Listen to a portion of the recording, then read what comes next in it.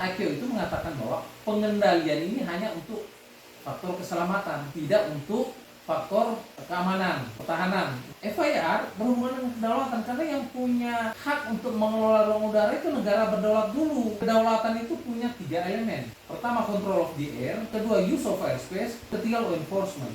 Ini yang persoalan juga dengan adanya FIR Singapura ini menyangkut military training area atau danger area yang ada di sini, yang sampai sekarang nggak ada dasar hukumnya. Ada wilayah tertentu yang Singapura tetap kendalikan 0 sampai 37. Nah, ini yang pertanyaan besar. Mana wilayah tertentu yang dimaksud? Pak, bayangin bodohnya kita. Dengan iming-iming casnya itu dikasih ke Indonesia. Itu berarti sama dengan menjual wilayah udara kita kok. Kalau masih dikendalikan Singapura, perjanjian ini nonsen aja bosnya. Bapak Dr. Supriyamu SMH. Beliau merupakan mantan penerbang di TNI AU, penerbang Hercules T-130 Hercules. Saat ini beliau adalah, mungkin orang jarang banyak tahu nih Pak, ya. Bapak ini sebenarnya kan pakar hukum udara Pak ya. Mungkin perlu dijelaskan Pak. Tadinya saya penerbang Angkatan Udara, penerbang T-130 Hercules. Kemudian 2019 saya kemudian pindah ke penerbangan sipil dan sampai saat ini. Terkait masalah penerbangan nih Pak, lagi ada pembahasan yang baru nih Pak, ini cukup hangat Pak. Kemarin sudah ada penandatanganan masalah FIR gitu, Pak. Nah, banyak orang agak salah kaprah Pak antara FIR dengan lalu lintas udara yang dikelola oleh Singapura. Sebenarnya bisa dijelasin itu Pak, FIR dan masalah lalu lintas udara yang dikelola Singapura itu gimana Pak? Begini, Chicago Convention pada tahun 1944 menyetujui pasal 1 bahwa setiap negara mempunyai kedaulatan dan eksklusif di atas ruang udaranya. Nah, dengan adanya pengakuan ini menyatakan bahwa ruang udara setiap negara itu berarti penuh dan eksklusif, artinya hanya negara itu yang punya hak untuk mengelolanya. Kemudian dengan adanya pengakuan itu, tetapi organisasi penerbangan internasional juga meminta kepada negara-negara berdaulat ini untuk menyediakan pelayanan lalu lintas udara yang bisa dipergunakan oleh penerbangan internasional. Nah, batasnya apa? Nah, itu yang disebut sebagai Flight Information Region, yaitu wilayah yang diberikan pelayanan navigasi penerbangan, khususnya untuk internasional, kalau menyangkut antar negara. Nah, hal ini diatur di dalam Aneks 11 Air Traffic Services. Masalah tiap negara punya kewajiban untuk memberikan pelayanan itu. Nah, ada beberapa orang juga berpandangan bahwa tidak ada hubungannya kedaulatan dengan FIR. Kalau batas FIR tidak berhubungan kedaulatan, iya. Tetapi FIR berhubungan dengan kedaulatan karena yang punya hak untuk mengelola ruang udara itu negara berdaulat dulu. Kalau dia tidak sanggup atau kebijakan negara itu sendiri, bisa negara lain kelola. Sepertilah yang terjadi saat ini di Natuna, Timur Leste kepada Indonesia, Christmas Island kepada Indonesia. Christmas Island itu Australia. Punya Australia tapi dikelola oleh Indonesia. Pelayanan lalu lintas udaranya saja. Untuk masalah kedaulatan tetap kepada negara yang bersangkutan. Begitu. Nah, itu perbedaan apa yang dimaksud dengan FIR dan kedaulatan secara sederhana saja. Ya, begitu.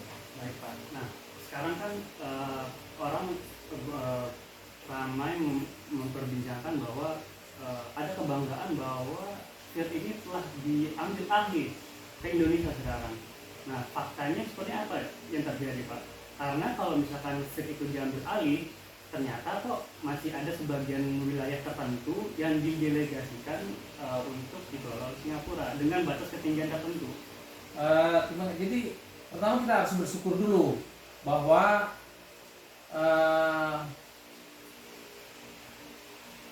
perjuangan untuk mengambil alih pengelolaan ruang udara di wilayah kita sendiri yang selama ini dilaksanakan oleh Singapura itu sudah berhasil. Pertama kita bersyukur dulu karena ini perjuangan panjang juga, ya kan.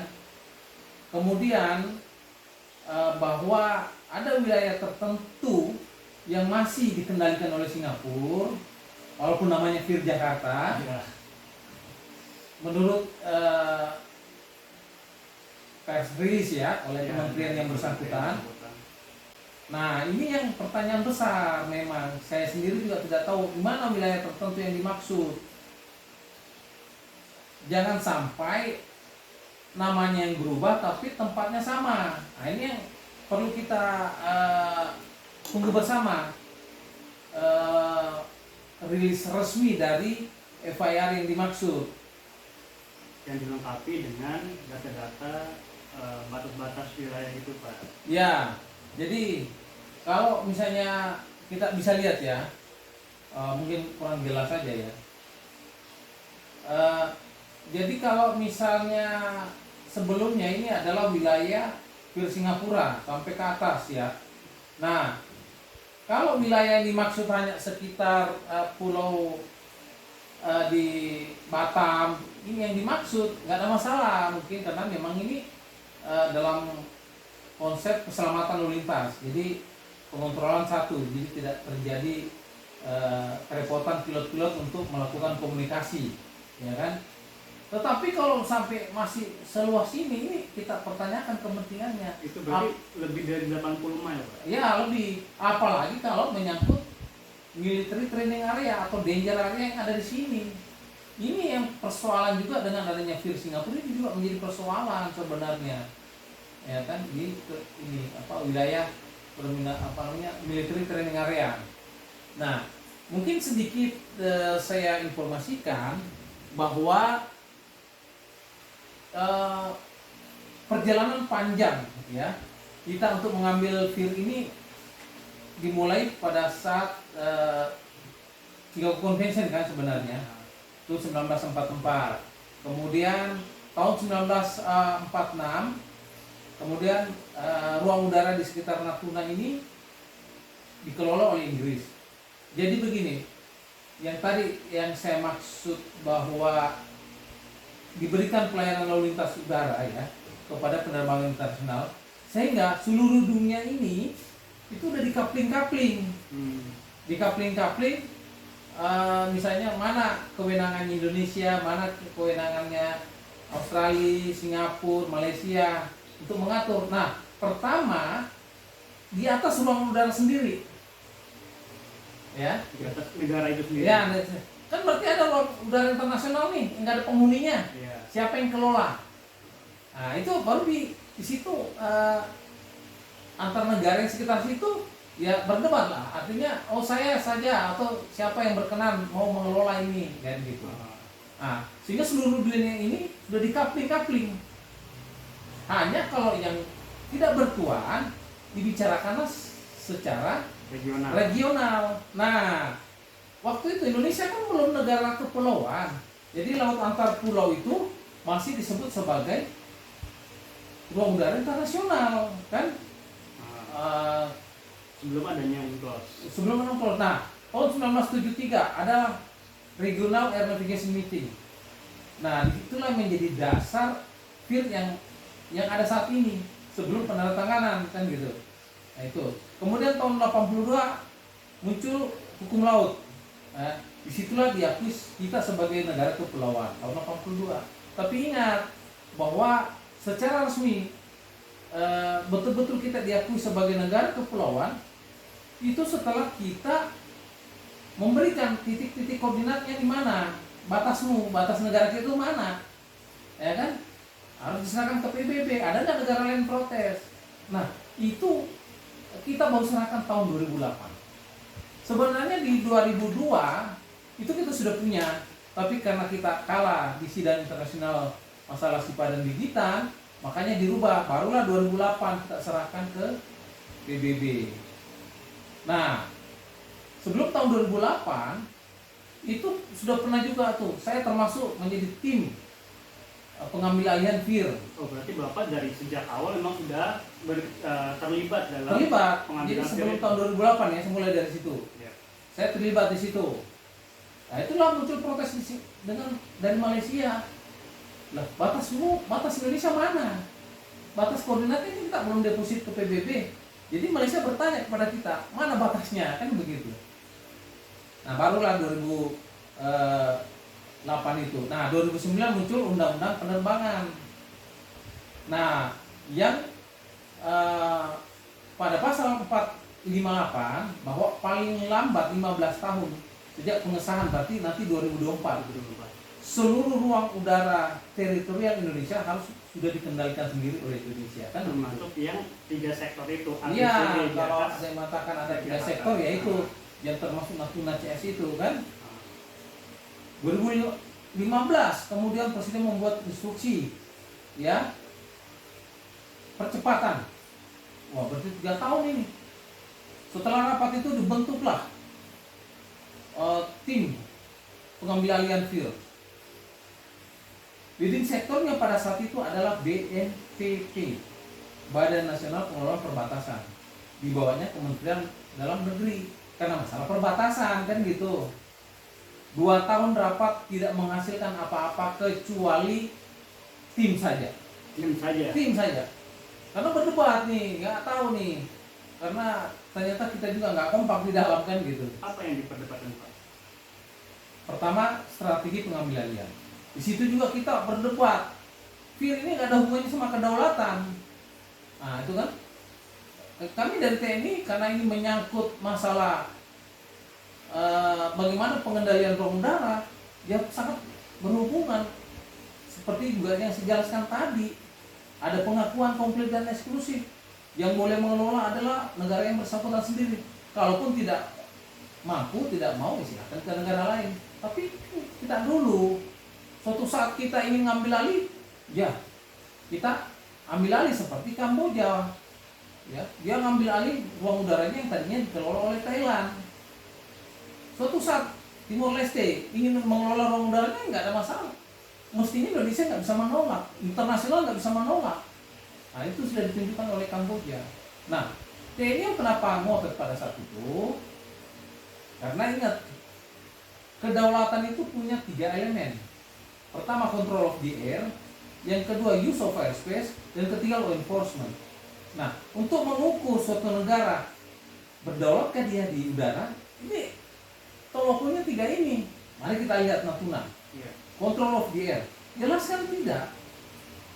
Penerbangan sipil oleh Singapura. Kemudian law enforcement-nya kita kadang-kadang melaksanakan tapi tidak maksimal. Iya, harus laporan, Pak. Harus laporan. Kemudian use of airspace. Nah ini ada kerugian kita di situ. Setiap penerbangan dari Pulau Batam atau Tanjung Pinang mau ke Natuna itu tidak bisa terbang lurus. Harus melewati wilayah Toman baru ke atas. Seperti membuat sudut 90 degrees baru ke atas. Kenapa? Karena ada training area di wilayah kita, training area Singapura disebut sebagai military training area yang berada di wilayah kita. Nah ini memang ada perjanjiannya. Jadi saya kembali dulu, ya kan? Pada tahun 95 kita ada perjanjian tuh. Kemudian diratifikasi tahun 96 FIR dan Defense Agreement dengan Singapura. Tapi ini berlaku hanya 5 tahun. Tahun 2003 kita tidak perpanjang. Waktu itu alasannya karena Singapura ibaratnya tidak sesuai dengan perjanjian. Kadang-kadang melibatkan pihak ketiga yang tanpa lapor Indonesia, ya kan?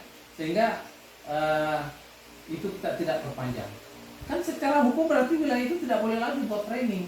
Kenyataannya sampai hari ini masih training. Kita mempertanyakan dasar hukumnya. Berarti dari tahun 2003 itu training yang dilakukan di area itu ilegal dong, Pak? Nah, karena kan nggak ada kelanjutannya, nggak ada perpanjangan. Pernah kita protes, ya kan? Pernah kita protes. Singapura menjawab bahwa dia punya hak sebagai implementasi pasal 51 UNCLOS Traditional Military Training Area. Nah, Kemenlu tentunya cari masukan dong para ahli hukum laut. Saya ikut termasuk. Nah, Pada saat seminar ataupun rapat-rapat, tidak ada satupun, termasuk Profesor Hasim Jalal, mengatakan bahwa itu tidak ada hubungannya. Tidak, dan pasal 51 tidak merujuk kepada tradisional training area, tidak ada. Nah, tapi Singapura berdalil ke situ. Nah, karena gagal-gagal terus di perjanjian, pada tahun 2019 untuk lebih merumuskan, tujuannya bagus, masalah FAIR ini, dibentuklah framework dengan Singapura. Udah maulah duduk bareng gitu ya. Tapi ini agak sedikit mengecewakan karena hasil rapat sekarang, hasil FIR sekarang ini sama katanya dengan defense agreement, itu frameworknya menurut saya itu ada yang tidak pas. Pertama, dia mengatakan bahwa FIR nggak ada hubungannya dengan kedaulatan. Ini kan agak sulit ini kan. Yang kedua mengatakan bahwa Indonesia mengakui nih Singapura punya hak training di wilayah kita. Ini yang repot ini.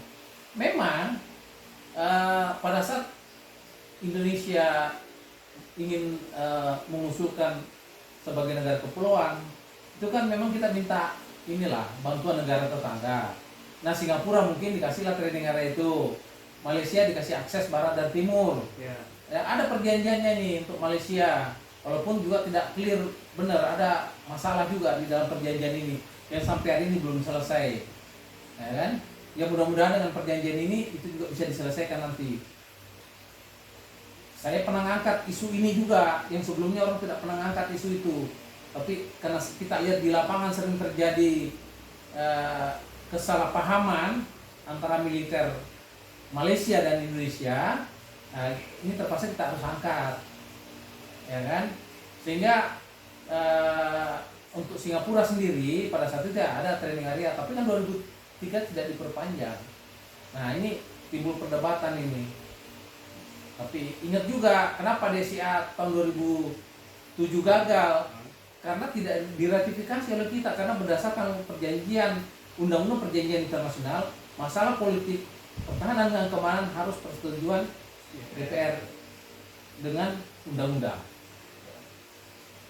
Nah, Pak, terkait dengan area training itu Pak, kan kalau misalkan terus menerus menjadi kebiasaan ya itu bakal menjadi custom law Pak. Nah, kalau udah menjadi custom law itu bakal lebih sulit lagi Pak. Nah, itulah yang, apalagi ini perjanjian yang terakhir ini Pak 25 tahun Pak. Nah, itulah yang kita waktu itu suka protes ke Singapura. Harus tetap protes, karena kalau kita biarkan kan dianggap setuju kan. Iya. Nah, kemudian kan kita pernah ada perjanjian itu tahun 95 diratifikasi tahun 96 kan. Berarti kan dia sudah mengakui kita sebagai negara kepulauan secara tidak langsung kan.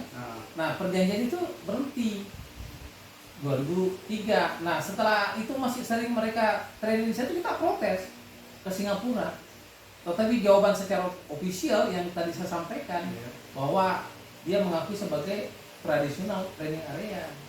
Nggak ada di pasal 51, coba buka di pasal 51, nggak ada traditional training area, kecuali tentang fishing right. Ada memang hak-hak yang lain, tetapi dasarnya perjanjian, tetap ujung-ujungnya perjanjian, kan nggak ada perjanjiannya. Nah, dan ini masalah karena dia masuk wilayah teritori Indonesia, bukan zona ekonomi eksklusif loh. Dia masuk teritori, makanya agak kaget juga nih kita. Lah, katanya NKRI harga mati kan? Kita beberapa kali dari pihak TNI ini kan kita untuk hubungan luar negeri kan bukan TNI yang maju nih. Iya kan? Kemenlu. Ada kementerian lain lah yang harus berhadapan di sektornya mereka. Nah, kita kan hanya mengusulkan. Itu pun di dalam peraturan pemerintah nomor 4 tahun 2018 yang protes itu Kementerian Luar Negeri. Kan memang custom law-nya begitu. Nah, Kalau ini nggak diteruskan kan jadi nanti seperti pertanyaan Anda tadi, nanti jadi hukum kebiasaan internasional. Iya. Dianggapnya itu Lumrah. lumrah. Iya. Nah, itu harus tetap kita protes terus menerus. Nah, sekarang kembali ke FIR tadi, memang kan kita dengar nih ada wilayah tertentu Iya. yang Iya Singapura tetap kendalikan 0 sampai 37. Nah, ini Tapi bahasanya sih didelegasikan. nah itu yang kan masih pertanyaan juga. Berdaulat atau enggak apa ya? Nah, sekarang kalau masih di sekitar Singapura mungkin untuk take off landing, Serikat Canggih gitu. Canggih. Nah, ya mungkin kita bisa sebagai pilot ya, kita bisa mendukung lah. iya. Karena itu menyangkut keselamatan penerbangan, ya kan? Sehingga pilot tidak terlalu sulit untuk melakukan komunikasi dengan pihak menara kontrol ya. Ya, KTC. Nah, tetapi kalau sampai distansinya 90 mile, ini kan dipertanyakan. Kan jauh sekali 90 mile itu. Urgensinya apa Pak? Nah, urgensinya apa? Itu kan yang kita belum lihat secara lengkap kan Ya, gitu. memang di dalam keterangan Kementerian Marves dan Kementerian Perhubungan tidak dijelaskan berapa sih jarak yang sekarang ini Pak berdasarkan penandatanganan tanggal 29 kemarin. Apakah masih tetap sekitar 80 mile itu atau lebih dipendekin lagi Pak nih? Karena itu yang PR mungkin ya. PR dua kementerian itu atau pemerintah lah untuk mengungkapkan berapa sih jaraknya sekarang, karena mungkin itu akan menjadi impact yang berkepanjangan Pak selama 25 tahun kalau misalkan nggak berubah. Nah, memang kita juga kaget perjanjiannya 25 tahun. Padahal sebelumnya kan cuma 5 tahun. Ya kan? Ya itu kan ini kan masalah kebijakan pemerintah kan. Masalah FIR. Nah, kalau misalnya presiden berikutnya nggak setuju kan repot ini. Ya kan? Jadi kalau sampai 25 tahun ini yang cerdas siapa kan begitu pertanyaan. Nah, wilayah kalau misalnya 0 sampai 37 ini juga menyangkut wilayah trading area, menurut saya perjanjian ini kurang efektif. Ketiga elemen kedaulatan tadi juga tetap nggak bisa dilaksanakan, ya kan? Mungkin secara rinci saya sampaikan misalnya, control of the air itu ada dua hal di situ. Masalah keselamatan penerbangan, ya, yang ATC sipil itu pelayanan, memang tidak sesederhana yang kita bayangkan, cuma ngontrol tidak, banyak hal di situ. Dan Airnav sudah dalam rapat-rapat persiapan pengambil alihan ini mengatakan sudah mampu. Yeah. Bahkan 2019 dia sudah mencetak SDM untuk siap ditempatkan di Tanjung Pinang, di Natuna. Hanya karena berlarut-larut ya nggak tahu orang tersebut sudah disebar lagi ke pos-pos tertentu misalnya ke wilayah lain kan tentunya. Alat navigasi kita punya radar, punya NTSB di Natuna. Saya pernah langsung melihat alat bantu navigasi kita di Natuna yang miliknya Kementerian Perhubungan. Karena firnya itu ada di Singapura, hasilnya dilaporkan ke Singapura kan begitu. Padahal punya Indonesia. Saya datang sendiri melihat alat itu di Natuna, ya kan? Nah, yang kedua kontrol FDR itu kan TNI Angkatan Udara melaksanakan fungsi itu. Tapi kan proses penegakan hukum itu mulai dari identifikasi, ya kan? Identifikasi ini macam-macam ini kan. Bisa menggunakan radar, bisa dari komunikasi untuk identifikasi ada pesawat atau tidak. Padahal kalau misalnya pesawat sipil melewat, pertama kali kontaknya kemana? Ke ATC sipil.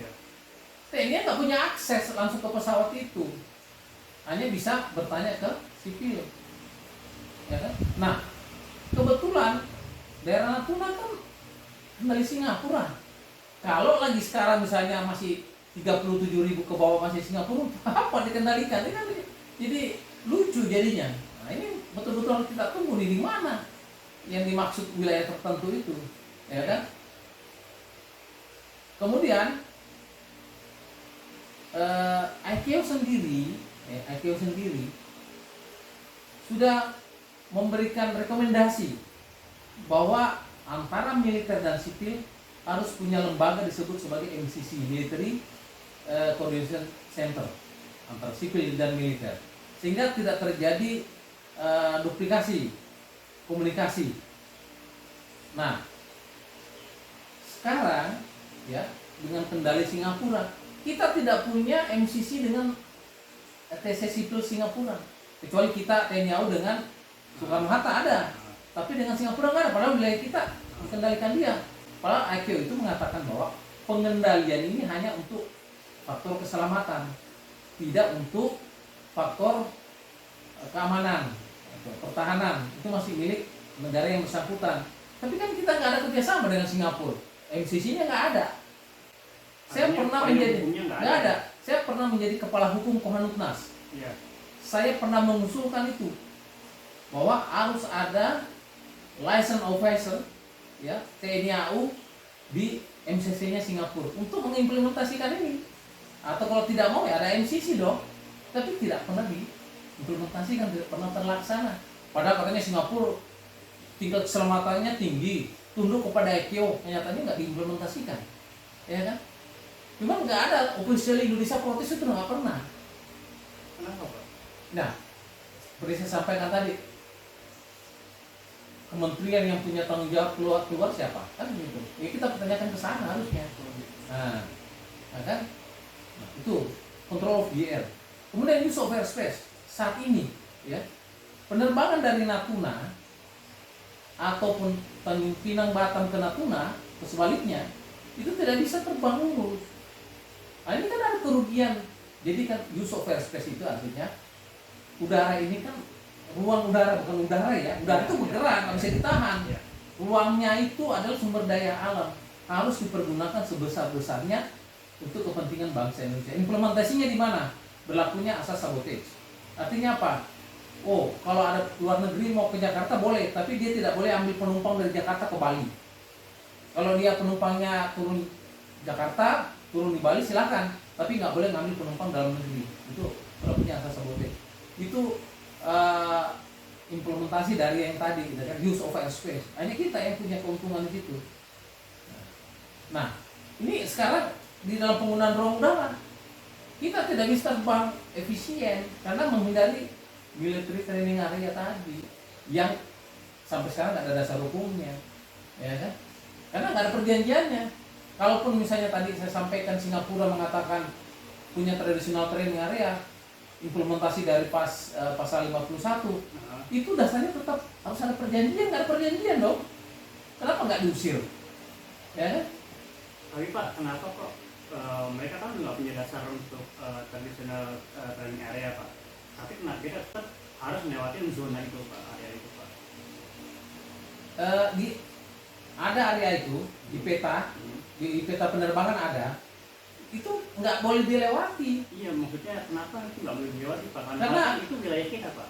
Nah ini karena kan kita juga tunduklah kepada ketentuan ICAO kan. Kalau tidak ada rute internasional di situ nggak boleh lewat situ. Nah kebetulan di situ kan Singapura yang punya FIR. Artinya kalau dia punya FIR, dia punya kewenangan menentukan rute mana yang harus dilewati. Dia bikin rute. Tapi dia bikin garis sendiri. Lah iya. Dia memetakan ruang udara kita untuk latihan sehingga daripada mengganggu militer, mengganggu sipil, hindari di situ. Dia buatlah rute-rute yang menghindari. Coba bayangin bodohnya kita. Dengan iming-iming, oh fasilitas navigasinya charge-nya itu dikasih ke Indonesia. Nah, kan? Ini wilayah, kalau itu yang kita ikuti berarti sama dengan menjual wilayah udara kita dong. Ya kan? Wah. Ini lebih ramai lagi kalau itu konotasinya. Menjual wilayah, waduh. Demi training area itu Pak. Nah itu kan pernah juga tuh ada menteri yang berbicara, punya statement, tapi udah nggak di kabinet sekarang. Ya. Ngapain kita ambil alih? Kita nggak kerja dapat duit kok. Nah itu kan rumit lagi tuh menjelaskan. Nah, kira-kira gitu Mas. Tapi dengan adanya perjanjian yang baru ini Pak, itu yang tadi gue bilang poin nomor 2 apa, use of air-nya itu Pak. Use of airspace ya. Use of airspace. Nah ini kan kita mendelegasikan ruang udara kita justru di posisi yang seksi Pak. Itu ruang bisnis di situ Pak, 0 sampai 37.000 kaki Pak. Nah, itu gimana Pak? Nah, Dampak betul. untuk penerbangan sipil dan militer itu Ini kan apa aja, tadi Pak? saya sampaikan, wilayah tertentu itu kita belum jelas nih. Hmm. Mudah-mudahan memang hanya kepentingan keselamatan untuk take off landing. Ya. Tapi dengan distance-nya sampai 90 nautical mile, ini yang harus dijelaskan oleh Kementerian Perhubungan kalau itu memang benar. Apa urgensinya di situ? Kalau kita lihat peta yang ada saat ini, itu nggak ada rute di situ. Kenapa sampai 90 mile? Kenapa nggak dibikin holding point di mana? Kalau mau ngantri masuk Singapura ya dibikinlah di situ. Ya, kan? Yang tidak terlalu jauh dengan Changi. 30 nautical mile itu cukup jauh. Biasanya holding point itu hanya 10 mile. 10 sampai 15 mile dari pendaratan. Kok sampai 90 mile? Waduh, jauh sekali. Tuh. Jadi misalnya dari Soekarno-Hatta mau mendarat, holdingnya jauh tuh sampai di Lampung sana. Kan jauh sekali. Kenapa enggak kita Selat Sunda misalnya gitu? Kan enggak terlalu jauh. Untuk approach-nya aja Pak. Iya, untuk take off landing. Nah, ini pasti ada hubungannya dengan training areanya Singapura. Berarti ya ujung-ujungnya kembali lagi ke training area itu lagi Pak. Iya, itu mesti ada kepentingan. Berarti klunya di situ Pak. Ya mungkin kenapa kok susah sekali Iya. kita ambil alih? Padahal Kamboja itu Pak butuh 2 tahun ya. diambil alih. Saya wawancara langsung dengan Direktur Navigasinya Kamboja. Saya 2 kali pernah ikut regional navigation meeting di Bangkok. Saya 2 kali ikut. Nah disitu saya kesempatan untuk berbicara langsung dengan Kamboja, dengan Direktur Navigasi Kamboja. Kebetulan dia menjadi tim dari Kamboja. Bagaimana dia cara ngambil alihnya? Saya rekam langsung. Nah itu pernah saya perdengarkan di Kementerian Perhubungan. Ya, tata cara mereka ngambil alih. Tapi banyak orang meragukan kita karena yang dihadapi adalah Singapura. Singapura memang negara kecil tapi kan cerdik, temennya banyak. Tapi masalah kedaulatan ya, kita pendahulu kita sudah memberikan contoh, nyawa pun diserahkan, ya kan? Ya kita berbaik dengan tetangga, tapi tetangga jangan menginjak harga diri kita. Makanya Singapura tidak mau sama sekali dihubungkan dengan masalah kedaulatan. Dia larinya selalu ke keselamatan. Iya, kita setuju saja. Tetapi kan kita memberikan itu batas-batas yang wajar untuk keselamatan, bukan untuk penerbangan militer dia. Nah ini kalau dihubung-hubungin nggak bisa, makanya selalu digandengkan ini. Kan lucu nih, apa hubungannya FIR dengan defense agreement? Ya kan? Iya. Kalau Kalau mau defense agreement, ya kepentingan pertahanan berdua. Misalnya gini, perjanjian pertahanan nih, pertukaran siswa antar negara, latihan bersama, ya kan? Nah, jadi dua kepentingan pertahanan nggak ada hubungannya dengan FIR, ya kan? Nah, sekarang perjanjian ekstradisi, ya ekstradisi dua negara, pernah nggak kita perjanjian ekstradisi dengan negara lain melibatkan dengan hal-hal yang di luar itu? ya. Kan enggak. Jangan sampai juga punya pemikiran begini. Oh, Singapura sudah membantu kita banyak investasi misalnya. Jadi kita kasih wilayah kita lah untuk mereka latihan. Tar dulu, kalau pertimbangannya seperti itu, sama dengan menjual wilayah kita dong. Ya kan? Wah, para pendahulu kita yang sudah mendahului kita mengorbankan jiwa dan raganya, bangun marah ini. Masa kamu jual-jual wilayah saya mati gara-gara mempertahankan, merebut dan mempertahankan? Kamu enak sekali menjual wilayahmu, wilayah yang sudah saya produksikan. Kalau mau bisnis, ya kan? Seperti misalnya Cina investasi di Indonesia, kereta cepat, ya kan dapat untung dia. Ya. Ada negara lain tuh, sekarang ada tol elevated itu kan? Ya. Nama orang Arab itu. Oh iya. Kota Qatar kalau nggak salah. Nah, itu kan, ya oke, bisnis to bisnis kan? Dia investasi, kita untung, ada pembangunan, dia juga dapat untung. Kenapa sih Pak selalu FIR ini dikaitkan dengan bundling paket itu Pak, ekstradisi dan latihan NCA itu Pak? Itu kan masalah diplomasi ya. Saya juga kurang paham. saya sebagai ahli hukum udara juga bingung. Ya kenapa? Ya pasti ini kecerdikannya Singapura, kan? Mesti dia punya kepentingan di situ. Padahal kalau dia bilang FIR nggak ada hubungannya dengan kedaulatan. Loh, kok kamu sendiri yang minta yang lain? Ya. Kenapa nggak FIR aja perjanjiannya? Ya kan? Oke, Indonesia, saya request lah, ya kan? Misalnya karena untuk kepentingan keselamatan, seperti misalnya untuk wilayah 30 mil dari Changi itu nggak apa-apa lah, saya yang kendalikan. Masuk akal nih, ya kan? Dari sisi keselamatan penerbangan ini masuk akal. Tapi kalau sampai 90 itu nggak masuk akal gitu loh. Apa kepentingannya? Harus dijelaskan betul ini, ya kan? Kalau sampai 90 mil, karena rute-rute internasional itu misalnya ke Singapura, ya memang ada yang masuk wilayah Indonesia, ya kan? Nah, pertanyaan yang sampai sekarang juga bahwa belum ada mekanisme. Tadi saya jelaskan kan, MCC antara TNI Angkatan Udara dengan Singapura tidak ada. Padahal itu rekomendasi dari ICAO. Misalnya begini, tiba-tiba ada pesawat unschedule ya. Kalau reguler udah perjanjian, yang non reguler kan, charter lah misalnya, bawa kargo lah apa gitu ya. Kan sering tuh lewat ruang udara Indonesia. Tapi kan pollingnya ke Singapura. Kita protes, dia bilang saya udah di-clear sama Singapura. Nah, yang punya wilayah kan kita. Di dalam aneks 11 dijelaskan bahwa pendelegasian ini tidak ada hubungannya sama kedaulatan, tidak mendelegasikan kedaulatan. Oke, kalau begitu harus ada perjanjian dong, ya nggak ada. Nah, kalau sampai sejauh 90 mil, itu dekat dengan Pekanbaru. Ya. Itu ingat, Pekanbaru itu salah satu objek strategi militer. Ada skadron udara di sana, ada skadron pesawat tempur di sana. Oh, dekat situ, dia kan sangat berbahaya. Apalagi sekarang alutsista udara mereka juga ada canggih-canggih. Wah, dia mesti lebih canggih dia. Dia tidak, pasti itu udah politik lebih tinggi lagi lah. Dia tidak mungkin teknologi Indonesia lebih tinggi di Singapura, takut kan gitu.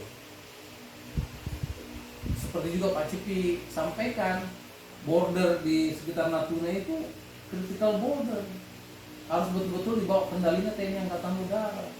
Perang Dunia Pertama Kedua gara-gara perbatasan, ya kan? Ya, masa kita punya perbatasan kritikal, apalagi sekarang di sekitar Laut Natuna itu sudah rame saat ini. Ya. Kita tidak kendalikan pula, lah kan repot. Yang 3 elemen tadi nggak ada yang masuk itu. Mungkin sedikit informasi Pak. Nah, dengan adanya dengan dikendalikannya ruang udara ini oleh Singapura, itu pilot-pilot TNI AU itu untuk latihan, untuk misalkan scramble, ada penyusup, itu gimana sih Pak teknis Pak? Berarti dia harus melapor ke ATC Singapura dong kalau misalkan dia mau terbang. Ya kalau saat ini iya. Jadi kalau misalnya Tanjung Pinang mau ke patroli udara ke Natuna, dia lapor ke Singapura. Harus ada proof dulu. Kalau kita mau melakukan penegakan hukum, ini kan memang kita sering juga masih ngusir pesawat Singapura di military terrain yang ada, kan kita nggak mengakui nih. Sektor B berarti ya? Iya. Jadi kalau kita mau ngusir kan kita udah lapor dulu. Iya. Kan lucu jadinya. Lah kan nggak kena, nggak ada MCC kan. Betul. Kita pun misalnya ini bukan penegakan hukum lah, terbang biasa. Jadi saya pernah nih, saya kan juga mengajar di Sesko AU, Iya. Sekolah Staf Komando Angkatan Udara ya, pengajar hukum udara. Kebetulan ada siswa Singapura di situ. Dia bilang itu restricted, kalau nggak dipakai bisa dipergunakan. Saya minta angkat tangan semua penerbang TNI Angkatan Udara. Siapa yang pernah diizinkan lewat, artinya direct dari Natuna ke Tanjung Pinang tanpa lewat poin Tomang tadi? Ya. Tidak ada, pasti tidak diizinkan. Pernah juga kita, ini wilayah saya nih, ya kan? Ngapain saya calling ke Singapura? Singapura lapor bahwa ke EKIO bahwa Air Force Angkatan Udara tidak tunduk kepada ketentuan sipil, kan merepotkan kita. Artinya kita didikte ya. Wah, ya bisa dibilang begitu. Nah ini betul-betul itu tadi. Artinya kalau Elemen misalkan control of seperti itu fear. didikte, ya kedaulatan memang belum kelihatan di situ Pak. Ya sangat-sangat belum kelihatan, makanya itulah kenapa sejak awal TNI AU mendorong, karena TNI AU kan nggak bisa protes langsung, karena ini kan hubungannya keselamatan. Kita hanya bisa menggugah lah ke kementerian yang lain untuk segera mengambil alih. Nah itulah perjuangan panjang sebenarnya. Nah cuman hasilnya ini yang juga masih penasaran ini, kok masih ada kendali Singapura wilayah tertentu, ya mungkin dia bilang hanya berapa tadi 29% ya. Ya, sepertiganya atau sekitar 29%. Nah, cuman kan 100% dari mana? Kita nggak tahu. 100% dari Kerjakarta atau 100, maksudnya 29% dari Kerjakarta atau 29% dari yang Fir Singapura, Fir Indonesia di sekolah Singapura itu Pak ya? Iya, itu kan yang belum jelas. Ya. Ya kan? Kan Singapura banyak kepentingan di situ. Ada pemeliharaan pesawat juga di Singapura. Ya kalau mau tes flight kemana dia? Oh iya, Ya, MAO ya, MAO. Nah, dia kan mesti minta tes itu dari wilayah. Ya, tentunya kita juga sebagai negara tetangga bersahabat. Ya mungkin saja misalnya training area kita kasih, tapi bukan di teritori kita, mungkin di wilayah zona ekonomi eksklusif. Bisa saja dengan syarat tertentu misalnya. Ya kita juga mungkin sah-sah saja, tapi misalnya kontrol udaranya dari 0 sampai tidak terbatas itu dibawa TNI Angkatan Udara. Kita perjanjiannya itu misalnya oke, boleh silahkan dikasih kredit, tapi kendali ruang udara ada sama kita. Mudah-mudahan itu. Ya. Nah, misalnya dia minta training, oke, tapi dengan persyaratan tertentu, misalnya tidak menggunakan peluru tajam, tidak mengikutkan pihak ketiga dan sebagainya, kan gitu. Seperti konsep 2007 misalnya, tidak boleh ada orang ketiga, tidak boleh pakai peluru tajam. Saya cuma nggak tahu nih seperti apa hasilnya. Nah, kalau masalah pertahanan tadi ingat harus disahkan melalui undang-undang. Ya. Nah, setelah masuk DPR ini kan bisa dibuka oleh ke publik lah. Kan DPR punya kewajiban minta saran ke publik. Nah, ini harus betul-betul dilaksanakan. Jangan karena pro presiden semua, fraksinya mayoritas terus Ya. main tanda tangan. Wah, Pak, ya. jangan sampai nih ya. Nah, ini kita sudah ingatkan dari awal, ini kan sudah ramai juga nih. Ya. Mudah-mudahan warning lah sebagai DPR, kita lempar ke publik nih, bener nggak nih perjanjian? Jangan sampai ikut salah, ya kan? Saya kan presiden juga kan hanya menerima dari saran dari bawah. Ya. Beliau tidak menguasai, kan presiden kita sudah bagus itu kan, kasihan juga misalnya harus dipermalukan, misalnya, ternyata salah ini kan begitu. Berarti bisa analogikan misalkan perjanjian kemarin itu kalau misalkan sama aja wilayahnya dan nggak ada perubahan sama sekali, itu cemong buat presiden dong. Lah iya, kasihan juga kan, kasihan presiden kita yang sudah berusaha kan beliau sebagai penentu kebijakan strategis kan begitu, implementasikan bawah-bawahnya, menterinya, dirjennya kan begitu. Seperti waktu beliau menyatakan ambil alih 3 tahun dari 2015, tapi kan nggak terlaksana. Karena apa? Menterinya, staf-stafnya tidak memberi saran yang bagus, tidak bekerja dengan baik tentunya kan. Gagal dong itu berarti kan. Dikasih waktu cuma 3 tahun tidak mampu melaksanakan. Orang Kamboja cuma 2 tahun kok. Kenapa bisa begitu? Karena dia dihadapi Singapura. Lah, negara kecil tapi waduh. Nanti kan Temannya gede-gede. nah, apakah saya juga nggak tahu. Jadi kita waktu itu masih muda juga, itu kan masih 2008, masih muda juga saya. Kita semangat sekali bahwa ini masalah kedaulatan, tapi ada sementara pihak di kita sendiri yang mengatakan bukan. Nah, jadi kan di kita sendiri berantem sampai 2 tahun ini. Dia sendiri ini belum kompak Pak ya. Belum kompak, itu yang kendala diplomasi kita itu awalnya. Mungkin singkat Pak, kan Bapak lewat sipil juga Pak ya? Ya. Nah tadi kan kalau misalkan yang digaungkan sama Singapura fear ini masalah keselamatan, itu Bapak kalau misalkan atau Bapak teman-teman Bapak yang lewat area itu Pak, itu kan sebagian bilangnya airnav gitu. Itu sebenarnya airnav itu udah bagus belum sih Pak? Jadi kan saya ikut juga nih waktu pembahasan tingkat awal ya. Jadi sebelum 2019 airnav ini saya bisa sampaikan sudah sangat mampu. Sudah sangat mampu dari segi SDM, dari segi teknologi. Mereka cukup alat komunikasinya juga bagus, semua jangkauannya jauh, dan sudah pakai NTSB, radar semua. Jadi udah canggih semua sebenarnya. Jadi nggak ada masalah. Mereka siap. Termasuk sistem navigasi itu kan juga otomatisasi semua sekarang di Soekarno-Hatta. Termasuk blind spotnya juga udah rapat semua Pak? Secara teknis saya tidak menguasai, tapi dari rapat-rapat pembahasan mereka sangat siap. Baik dari alat bantu navigasi, sumber daya manusianya, dan softwarenya, mereka siap. Dan mereka sangat siap.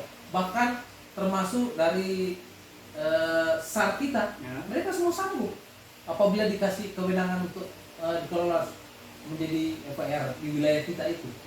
Dan sebagai saksi mata saya sendiri sudah melihat NTSB ada di Natuna. Saya lihat sendiri antenanya di sana. Radar kita juga ada di sana. Kalau saya di Pak, awam ya. Kalau misalkan airnav dari segi SDM, dari segi teknologi, dari segi software pun udah mumpuni gitu Pak. Terus yang digaungkan sama Singapura itu masalah keselamatan penerbangan, keamanan penerbangan, itu sebenarnya fear dikelola oleh Indonesia seutuhnya itu udah nggak masalah sebenarnya Pak. Nggak ada masalah, cuman memang ya kan Singapura kan negara kecil banget sih tuh. Kecil banget, gedean Jakarta Pak, lebih besar Jakarta. Kan ruang udaranya kan berarti kan cuma sedikit ini. Iya. Padahal penerbangan internasional kan banyak ke sana. Karena memang dia nggak punya wilayah penerbangan internasional doang. Iya kan? Nah, pasti kan melewati negara lain tuh. Iya. Waduh, makanya dia selalu mesti mengatakan bahwa ini hubungannya sama keselamatan. Oke lah. Kasihan juga kan kita dengan Singapura, gitu kan. Sumber daya alamnya cuma itu. Iya. Tetapi ibaratnya gini, dikasih hati jangan mau jantung, gitu harusnya begitu. Ya kan? Atau diri dong. Ya kan? Jangan malah kalau besar. Sekarang gini. Pemanisnya kan. Oke. Semua air charge-nya atau seperti kan kayak kita nih. Iya. Lewat tol kan bayar tuh. ATS charge-nya. Nah, itu dikasih ke Indonesia itu kan sebenarnya pemanis. Ya, kan? Sebenarnya emang gede gak sih kan? Kalau itu kan kecil Pak ya? Masih kalau Pak. Ya kan sehari ribuan pesawat. Iya. Miliar-miliar juga kan. Ya, maksudnya ketimbang Australia yang lebih dari $1, Indonesia sama Singapura kan nggak terlalu besar Pak. Ya, maksudnya kalau hitungan tahunnya besar juga lah. Hitungan hari ya besar juga. Tapi itu prinsip untuk charge itu dikembalikan untuk pengelolaan ruang udara lagi. Yang maksudnya peremajaan alat. Ya seperti itu. Jadi airnav itu harus bisa mandiri. Dia dapat uang dari mana? Dari charge itu. Dia kelola sendiri. Sehingga lebih bagus lagi gitu. Nah, harapannya di sana kan seperti tadi saya bilang, oke, dikasih hati jangan mau jantung gitu loh. Ya. Yang wajar misalnya. Kalau sampai 90 mile menurut saya ini kok kurang, dengan pengetahuan saya yang saya lihat ini sebagai pilot itu terlalu luas masih. Ya kan? Apalagi sampai ke wilayah training area tadi, kalau udah sampai situ udah nggak ada gunanya perjanjian itu yang ditandatangani. Judulnya doang yang berubah. Kalau sampai di situ ya, sampai waduh. Kalau cuman betul-betul hanya untuk take off landing, it's okay. Kan pada saat mau landing di Changi itu yang dari arah Malaysia, itu kan sebenarnya di finalnya udah masuk ke wilayah Malaysia. Singapura itu pernah membuat meningkatkan lah pelayanan navigasinya, yang membuat instrumen landing system di pendaratannya Singapura itu diprotes sama Malaysia. Kok ujuk-ujuk kamu bikin tanpa lapor Malaysia? Itu hebatnya Malaysia. Mau bikin aja Kalau untuk kepentingan penerbangan sipil ya, kan keselamatan tadi tetap harus dong, tuan rumah tuan ya, bikin rumah. dulu. Ini kita pesawat reguler masuk aja Singapura, artinya kan nanya dulu, lu mau lewat Indonesia, itu tidak mendelegasikan kedaulatan, udah izin belum sama Indonesia. Nah, di dalam perjanjian itu harus ada. Yang sekarang kalau dulu nggak ada itu, nggak tahu dibuka, dibikin nggak ini. Karena ingat pada saat di pembicaraan di Menko Maritim, khusus FIR itu Indonesia tidak ikut. Nah, padahal kepentingan pertahanan di situ, ya yang saya sampaikan tadi. Di Indonesia sendiri, saya termasuk ikut membuat konsep perjanjian, ya hubungannya dengan MCC tadi. Ada perjanjian antara Airnav, ya, dengan TNI Angkatan Udara, baik pertukaran informasi penerbangan maupun dalam rangka penegakan hukum. Jadi misalnya nih, ada pesawat reguler masuk nih, ada kewajiban Airnav langsung menanyakan clearance. Kalau dia, ini pesawat unscheduled. Kalau reguler kan tahu tuh, dia langsung ditanya, punya clearance nggak? Kalau nggak punya, kan dia nggak punya kewenangan untuk law enforcement. Langsung lapor ke TNI AU. Walaupun TNI AU juga sudah monitor ada pesawat masuk, ada pesawat masuk. Tapi kan TNI AU nggak bisa komunikasi ke pilotnya. Yang nunggu informasi dulu dari Airnav.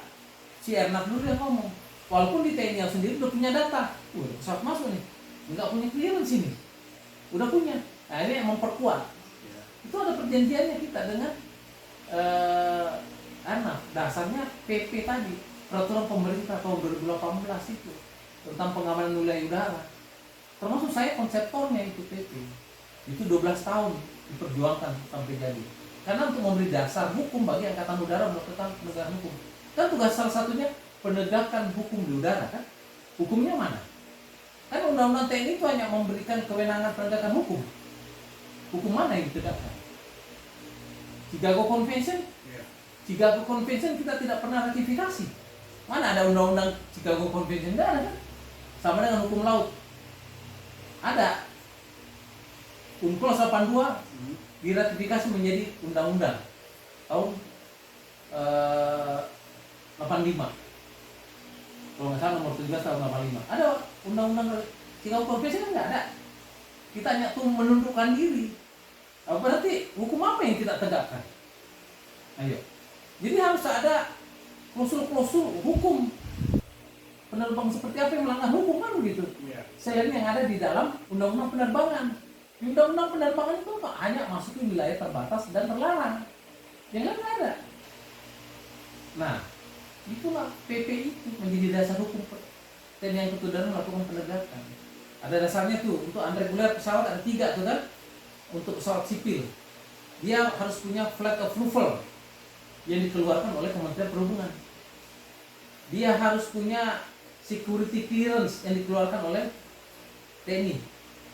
Dia harus punya diplomatic clearance yang dikeluarkan Kementerian Luar Negeri. 3 clearance itu, yang pesawat unscheduled itu. Nah, kalau dia mau masuk Singapura, pasti lewat Indonesia. Tapi dia callingnya ke Singapura kan. Nah, ini mekanismenya ini belum ada saat ini. Nah, mudah-mudahan defense agreement itu ada nggak? Atau firmnya itu harusnya ada, menyangkut ini masalah kepentingan militer ini, masalah penegakan hukum. Berarti itu yang kita nantikan nanti Pak. Nah, dari kalau untuk pesawat negara, pesawat militer cukup 2 saja, security clearance dan diplomatic clearance. Flight approval nggak perlu, karena itu kan untuk pesawat sipil ya. Nah, kalau yang pesawat militer, misalnya pesawat Angkatan Udara Australia mau ke Singapura lah, dia lewat Indonesia kan? Nah harus punya ini. Bukan tujuan Indonesia, lewat ruang udara Indonesia punya harus ini, 2 ini.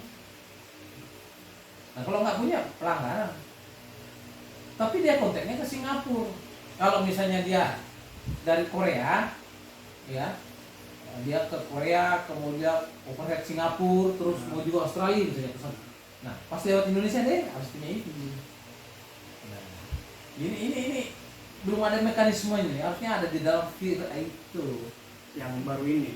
Yang baru itu yang menyatakan bahwa harus ada kewajiban pesawat-pesawat unscheduled mempunyai clearance dari Indonesia apabila melewati ruang udara Indonesia. Untuk Singapura nih, jadi misalnya dia kontak pertama kali ke ATC Singapura, langsung ditanya, request your clearance number, kan gitu. Saya dulu sebagai penerbang TNI Angkatan Udara kalau keluar negeri, itu namanya kalau kita mau calling pertama kali masuk ke wilayah negara lain ini, udah siap tuh nomor clearance kita tuh. Pasti itu yang ditanya dulu. Request your clearance number, langsung disebutkan, dia cocokkan sama dia punya. Kan dia dicocokkan begini, misalnya waktunya, ketinggiannya sama, kalau enggak disuruh pulang kita. Kalau kamu memaksakan diri, di-intercept kita. Nah itu, makanya di dalam PP juga ada. Begitu dia kontak pertama kali, langsung ke ditanyakan clearance-nya. Beda dengan Australia dulu. Australia itu pesawat militer kontaknya ke militer sendiri, sipil ke sipil. Terpisah dia. Terpisah, tapi sekarang pun dia jadi satu sama kita. Jadi kita pun pesawat militer kalau mau terbang, ya kendalinya cuma satu, penerbangan sipil.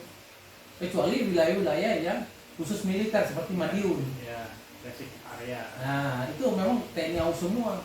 Atau misalnya sipil numpang ke Malang misalnya. Apa enclave ya? Sipil numpang. Nah mayoritas Angkatan Udara. Di dalam perjanjian dengan kita dengan Airnav, Angkatan Udara pun punya lisensi sipil di Malang itu sama dengan hal ini. Jadi kolaborasi.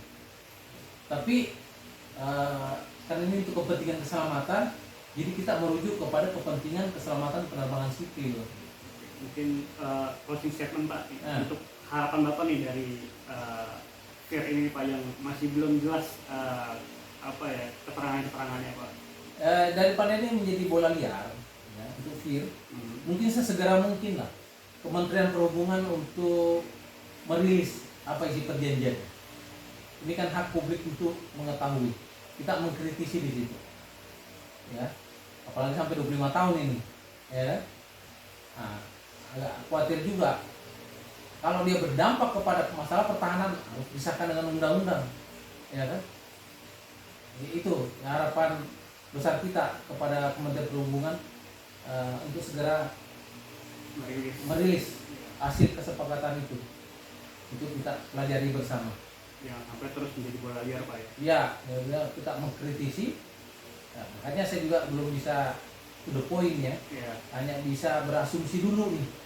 Ya, asumsi saya pertama tadi harapannya hanya mungkin sekitar 30 mile dan radius 30 mile dari Changi.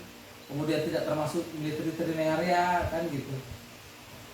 Dan infonya 29% yang mana dari mana luas mana 29% kan gitu. Kalau luas seluruh Indonesia atau FIR Jakarta 29 besar loh. Iya kan? Kalau luas FIR Jakarta 29% luas besar. Itu Hampir sepertiga kan? Nah, kayaknya nggak mungkin. Mungkin luas FIR Singapura sekarang. Kalau luas FIR Singapura sekarang kan dia sampai ke Brunei itu. Nah itu nggak dipertanyakan juga apa itu? Ataukah misalnya 100% dari wilayah teritori yang digambar ulang, 29% dari situ, sepertiga, besar juga ibaratnya. Kan sepertiga itu, besar juga.